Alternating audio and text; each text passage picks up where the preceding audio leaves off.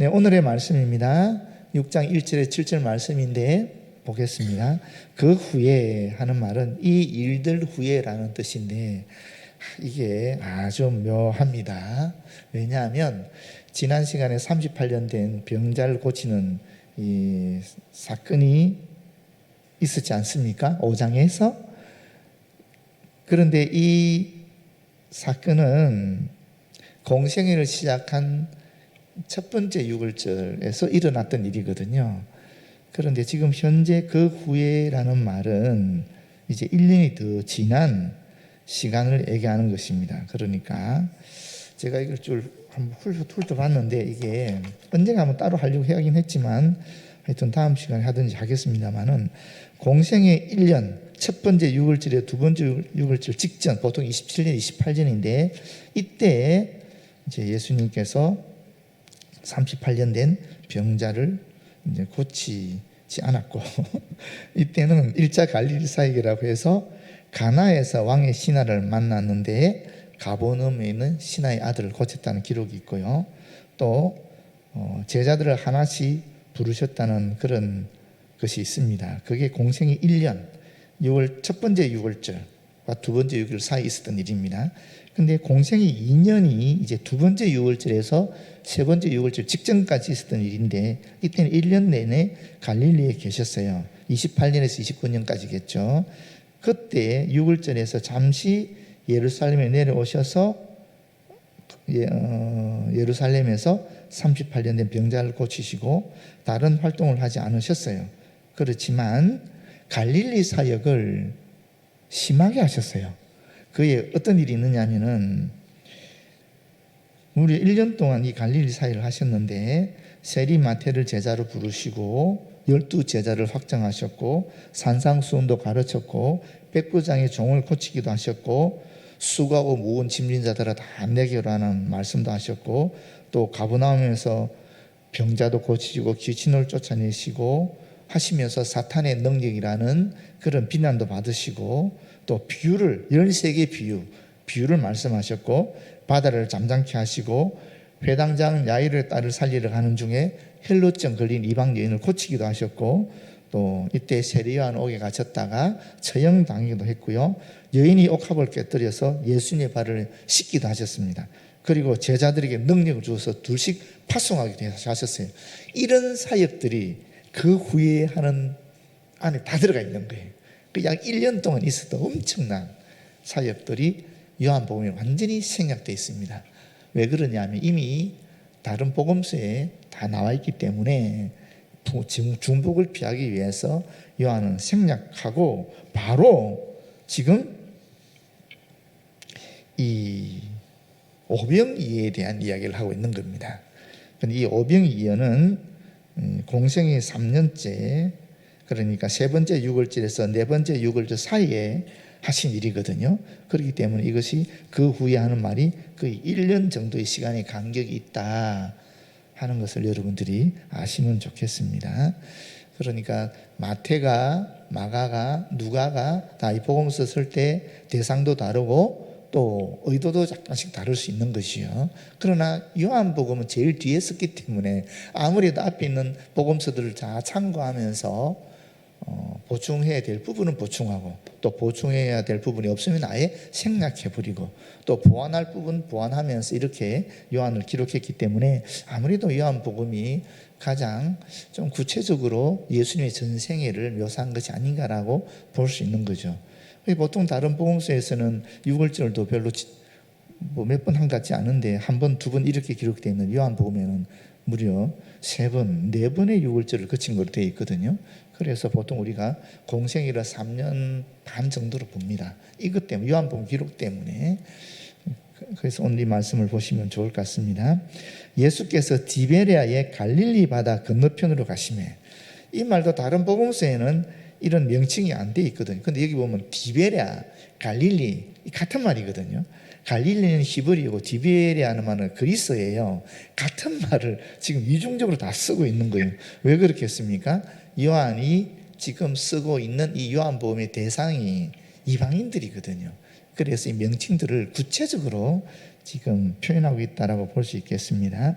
건너편으로 가셨다. 이 말은 무슨 말이냐면 예수께서 배를 타고 출발하신 곳이 가브나움입니다.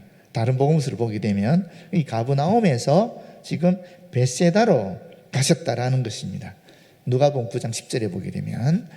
그런데 이 거리가 한 6.5km 정도 된다라고 얘기해요. 예수님은 지금 배를 타고 가신 겁니다.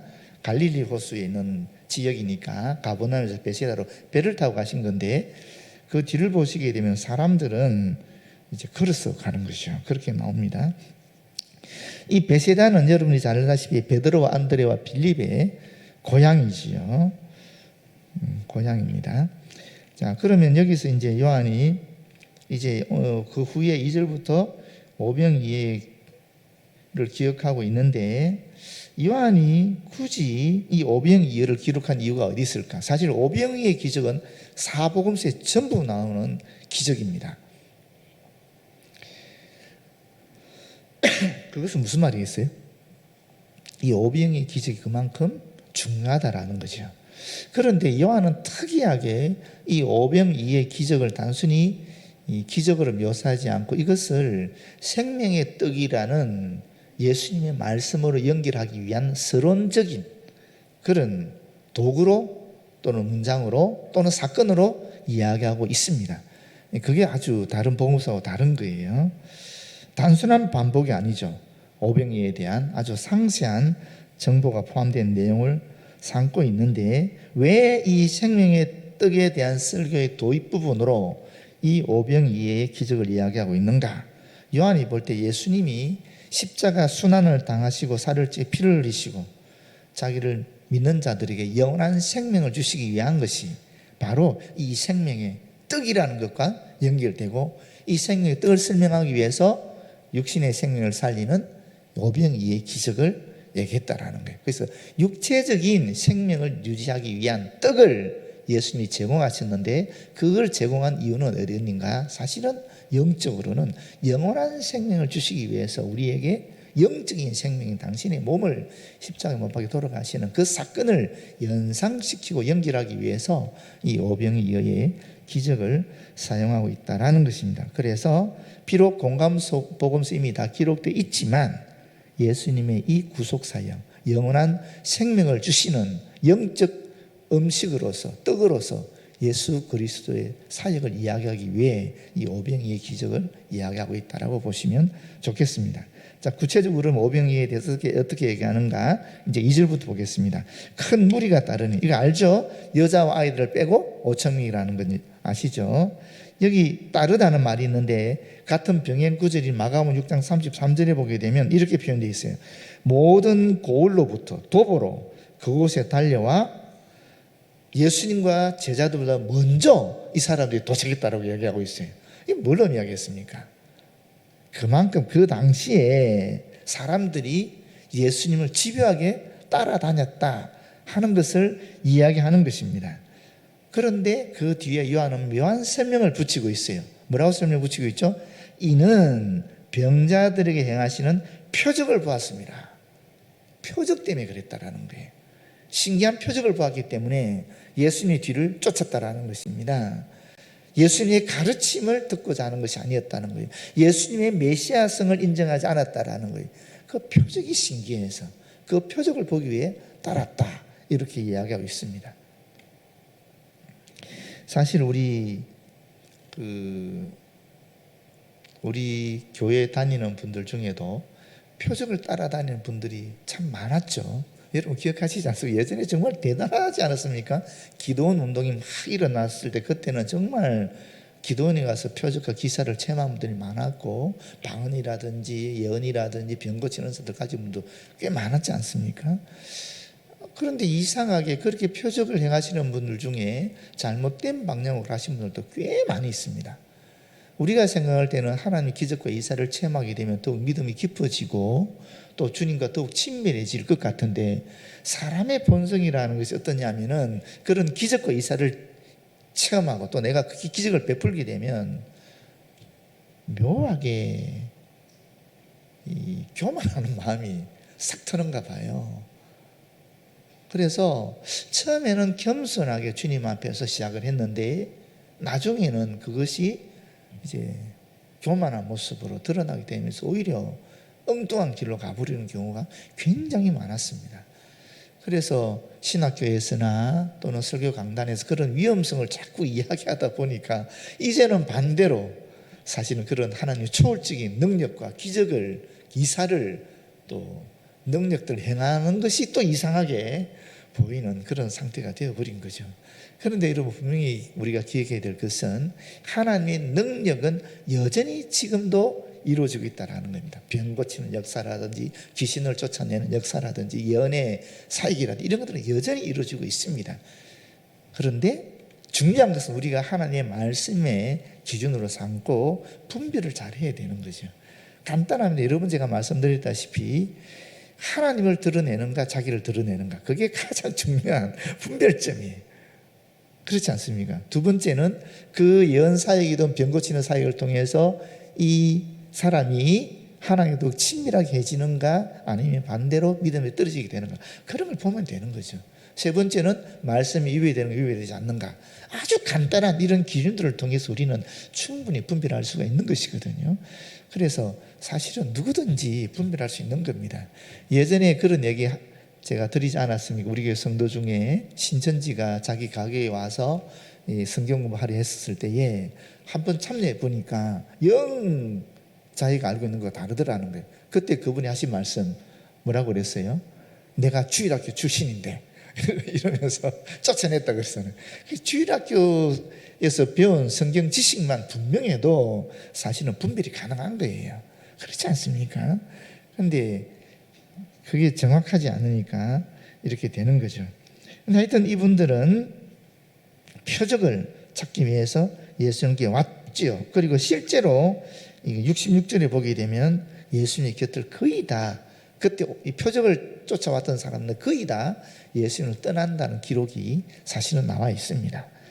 3절에 예수께서 산에 오르사, 어떤 산일까 궁금하잖아요. 우리는 성경에 기록되어 있지 않지만 아마도 팔복산이 아닐까라고 예상을 하지만 정확하지는 않습니다. 실제로 예수님께서는 산상수훈이라든지 또 12제자를 선택한다든지 또 승천하시기 전에 대위임 명령, 성경 명령 하실 때 다 산에서 하셨거든요. 그래서 이 산에 가서 기도하는 일이 많죠. 예수님 뒤를 쫓아서 우리가 산에 가서 기도하잖아요. 옛날에 진짜 나무 뿌리 뽑자고 댐피고 그랬지 않습니까? 참 그런 아름다운 기억들이 이제 서서히 사라지는 것 같아요. 그죠? 그것도 지금 생각하면 낭만이죠. 그죠? 정말 많이 산에 올라갔었는데, 그죠? 밤새도록 산에서 기도하고 그랬는데, 제가 신학대학원 다닐 때도 신해산 성교회라고 있었거든요. 그 신해산 성교회는 경기도 광주에 있는 기도원에 올라가서 매주 금요일마다 기도하는 철학 기도하는 모임이었어요. 제가 3학년 때 참여했었는데, 그분들 참 훌륭한 분들이에요. 정말 비가 오나 눈이 오나 다 진짜 심지어 명절에도 올라갑니다. 명절에도 하루도 빠지지 않고 그렇게 기도하는 분들이 참 많았었는데, 지금은 그런 분들이 점점 사라지고 있는 형편이라서 사실은 안타깝지요. 우리 교회에서는 산에 가서 기도한 적 없어요? 우리 교회 역사 속에?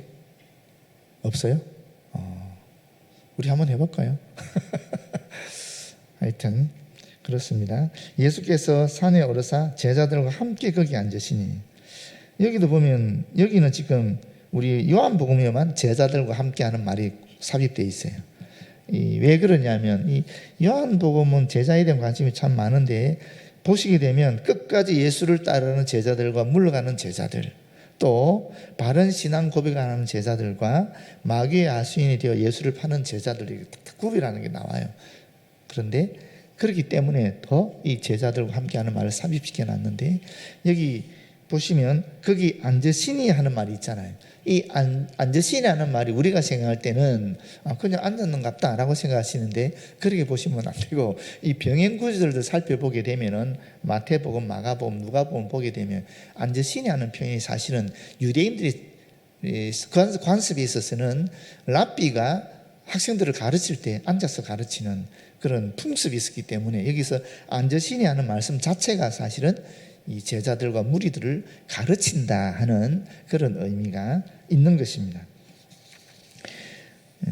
마침 유대인의 명절인 유월절이 가까운지라. 그래서 우리 요한복음 보게 되면 2장 13절에도 명절이 있고요. 또 이제 5장 1절에도 유월절에 대한 언급이 있고, 또 지금 본문 6장 4절에도 유월절에 대한 언급이 있지 않습니까? 그래서 최소한 유월절 3번은 보낸 거죠.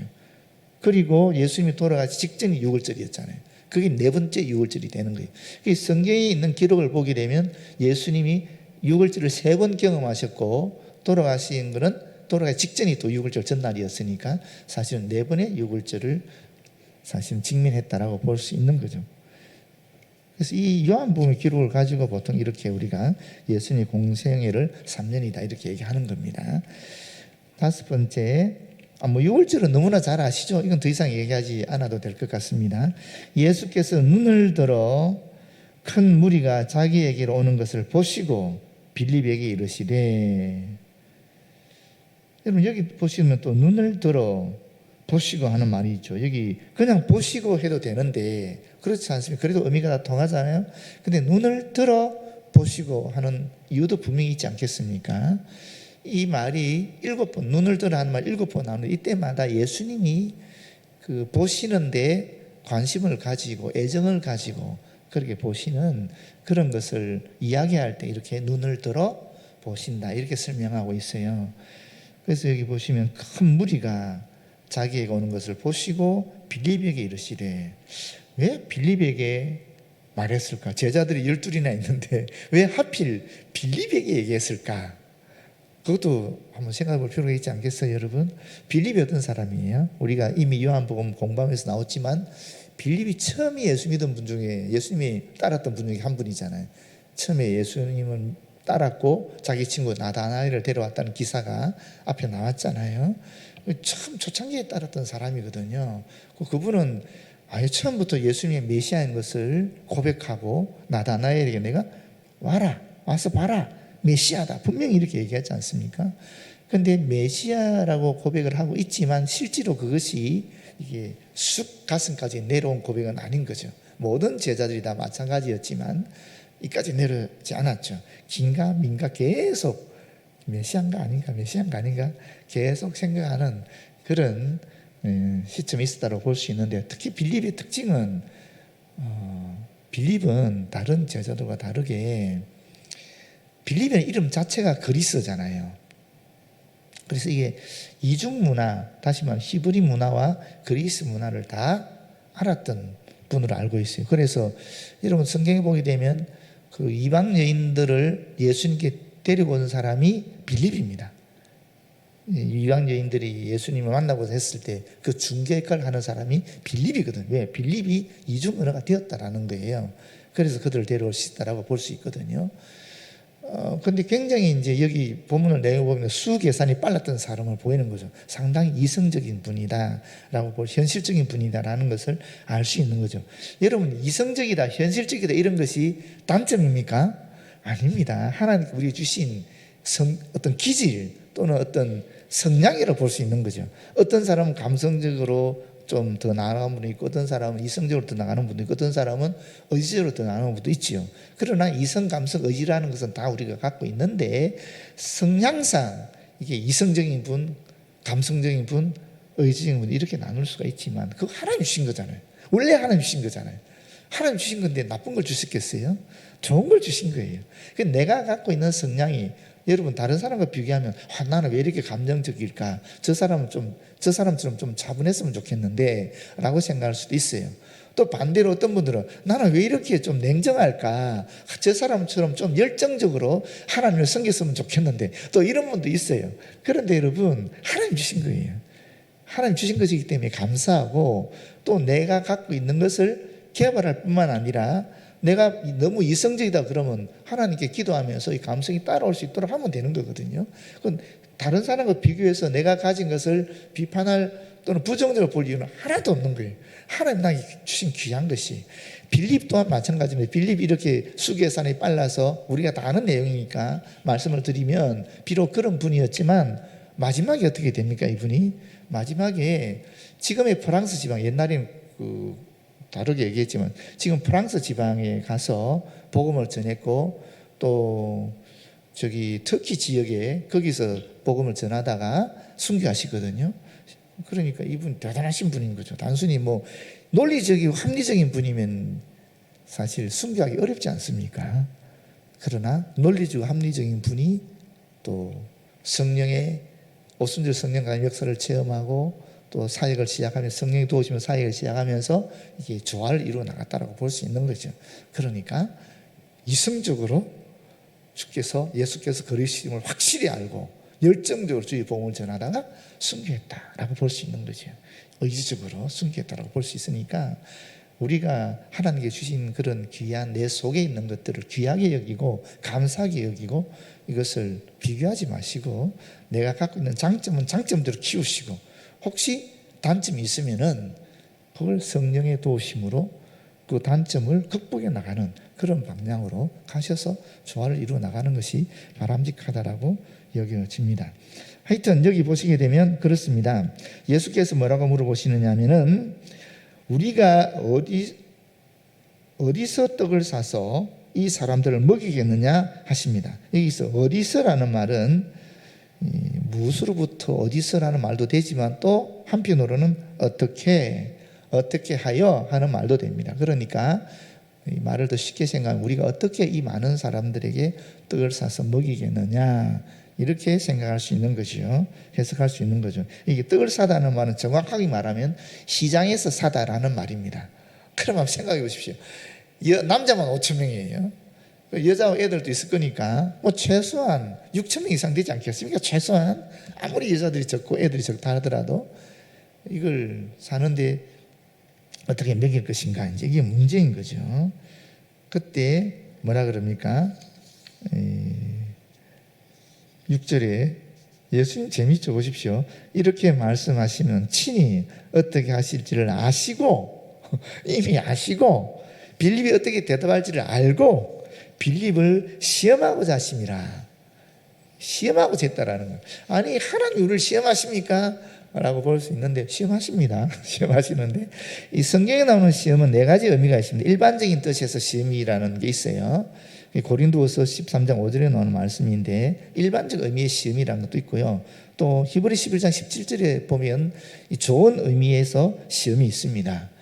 그리고 세 번째는 또 나쁜 의미의 시험도 있어요. 갈라디아 6장 1절에 보게 되면 유혹하는 의미의 그런 시험이 있습니다. 그리고 고린도전 10장 9절에는 하나님이 시험하는 것이 아니라 사람이 하나님을 시험하는 그런 시험의 유형도 있다라고 볼 수 있습니다. 그러니까 성경에 시험이라는 단어가 딱 하나 나오지만 사실은 좋은 의미의 시험도 있고 나쁜 의미의 시험도 있고 하나님을 또 인간이 시험하는 것도 있고 다양한 형태의 의미가 있다라는 것을 아시면 좋을 것인데 여기는 예수께서 빌립의 믿음을 강화시키기 위한 좋은 의미로 하는 시험이다라고 볼 수 있겠지요. 그렇다면 예수님께서 사랑하시는 성도들에게도 저와 여러분에게도 빌립과 같은 시험을 하실 수 있다라는 겁니다. 그러면 예수께서 우리에게 왜 그러한 시험을 하시는가? 예수님이 우리에게 주시는 시험이 나쁜 의미로 주시겠어요? 우리를 좋게 하시려고 주는 시험 아니겠습니까? 그 시련을 통해서 그 시험을 통해서 우리가 더욱 주님과 친밀해지고 또는 이 세상을 바라보는 세계관, 가치관의 변화를 일으키게 하시고 또는 내 자신을 돌이켜보기도 하시는 그런 다양한 형태의 나를 위한, 나를 유익하게 하기 위한 그런 시험들이 사실 많이 있다라는 것입니다. 시험이라고 다 나쁘게 보지 마시고 좋게 보시고 하면 또 주님께서 우리에게 주시는 의미를 파악할 수 있는 거죠. 그때 빌립이 대답하되 각 사람으로 조금씩 받게 할지라도 조금씩 약간 최소량 심지어 그 영어 성경 NIV 같은 경우 이것을 한 입으로 해석했습니다. 한 입 굉장히 작은 양이죠. 그렇게 받게 할지라도 200데나리온의 떡이 부족하다. 이 빌립의 대답은 예수님이 예상한 그대로의 대답이었는데 이 200데나리온이 이게 돈이 결코 적은 돈은 아니었지 않겠습니까? 노동자의 하루 임금이 한 데나리온이니까 그럼 200일의 임금이니까 지금은 치면 엄청난 돈이죠 사실은. 그런데 어떤 학자가 또 이걸 연구를 했어요. 200데나리온이면은 몇 사람을 그 당시에 먹일 수 있었을까? 이걸 또 연구한 학자가 있습니다. 정말 할 일이 없었는지 모르겠지만 이 일을 하셨어요. 이분들이. 덕분에 우리는 감사한 거죠. 굳이 우리가 연구 안 해도 되니까. 하셨는데 당시 200데나리온이면 6천 명을 먹일 수 있었대요. 6천 명. 그러니까 계산이 비슷한 거죠. 6천 명 먹을 수 있는 돈이라 그러면은 훨씬 더 많은 숫자의 사람들이 있었다라고 볼 수 있는 것이고, 그만큼 많은 것을 200데나리온 돈을 사서 떡을 가져온다 할지라도 사실은 충분히 먹을 수는 없었다라는 걸 나타내는 것이에요. 또 설령 돈이 있었다 할지라도 문제예요. 아니 그걸 6천 명을 먹일 수 있는 아니 남자만 5천 명 먹을 수 있는 떡을 어디 가서 사오겠어요 그 당시에. 지금 시대에도 힘들거든요. 우리가 우리 교회에서 어른들을 위해서 그 빵을 성심당 빵 갖다 제공하잖아요. 그거 뭐 200개 300개 이렇게 구입할 때도 그거 쉽지 않거든요. 그거 정말 쉽지 않거든요. 며칠 전에 미리 연락해야 되고 뭐 아이고 복잡합니다. 그런 과정들이. 근데 당장 이 시대에 수공업을 하는데 거기서 뭐 5천 명 이상 한 10,000명 정도 되다 보면은 어떻게 그걸 구할 수 있겠어요? 사실 이 말은 무슨 말이에요? 이 사람들에게 떡을 먹이는 것은 불가능합니다 하는 이야기입니다. 여러분 결론적으로 말씀드리고 싶은 것이 있어요. 이 오병이의 기적을 왜 우리에게 이야기하고 특별히 예수께서 빌립을 지목해서 딱 이렇게 물으시고 이 기록으로 요한이 남기게 했을까요? 왜 그랬을까요? 빌립과 같은 유형의 성도들이 교회에 많은 거죠. 사실 오늘 현대인들에게 있어서는 빌립이 가장 적합한 인물 아니겠어요? 지금처럼 계산이 밝은 시대가 어디 있겠어요? 그렇지 않습니까? 아마 현대사회가 가장 계산이 밝을 거예요. 그래서 뭘 하든지 우리는 계산을 하잖아요. 뭘 하든지. 주의를 할 때도 항상 계산하잖아요. 이게 되니 안 되니 할 때 다 계산하는 거거든요. 그런데 하나님의 역사는, 성령의 역사는 항상 계산을 초월하는 거예요. 근데 그걸 넘어설 수 있으면 하나님의 초월적 역사를 경험할 수 있고, 그 수치, 그 계산을 넘어서지 못하면 하나님의 초월적 역사를 경험할 수가 없는 거예요. 진짜 그런 거예요.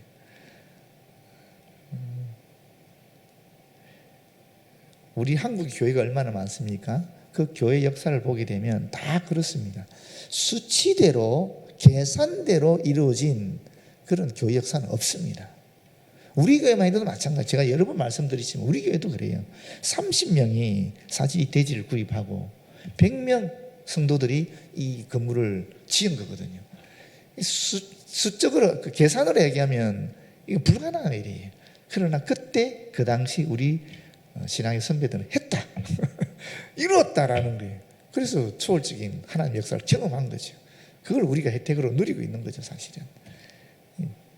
수치로 계산 안 되는 것이 하나님의 역사입니다. 그런데 우리도 모르게 본성적으로 계속 끊임없이 수치로 계산하려고 하죠. 그거를 우리는 신앙생활 하려고 하죠. 근데 하나님의 역사는 절대 그렇게 안 됩니다.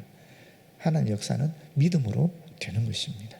그것을 하나님께서, 그것을 예수 그리스도께서 지금 우리에게 알려주기 위해 빌립을, 우리와 가장 유사한 빌립을 사용하시는 겁니다. 빌립이 얼마나 고맙고 감사합니까, 여러분? 그렇지 않습니까? 빌립에게 찬사를 빌립에게 고마워하시길 바랍니다. 이런 분이 계시는 게 우리의 은총인 거죠.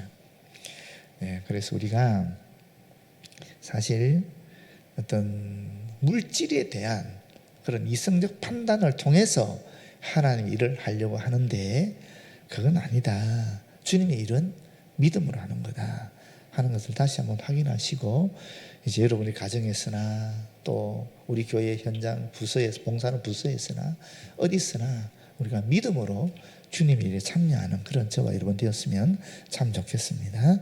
네, 기도하겠습니다. 아버지 고맙고 감사합니다. 빌립이라는 위대한 제자를 통하여 우리에게 귀한 가르침을 주시니 고맙고 감사합니다. 우리에게는 빌립과 똑같은 성량이 있습니다, 주님. 그러나 이 성량 또한 주님이 우리에게 주신 것이니 감사함으로 받게 하여 주시오되, 그게 멈추는 것이 아니라 믿음으로 또 주님의 역사를 바라보고 믿음으로 우리 인간의 제한들, 수치로 계산하려고 하는 이성적인 판단들을 넘어설 수 있도록 인도하여 주셔서 하나님의 초월적인 역사를 경험하게 하여 주시옵소서. 예수님 이름으로 기도드립니다. 아멘.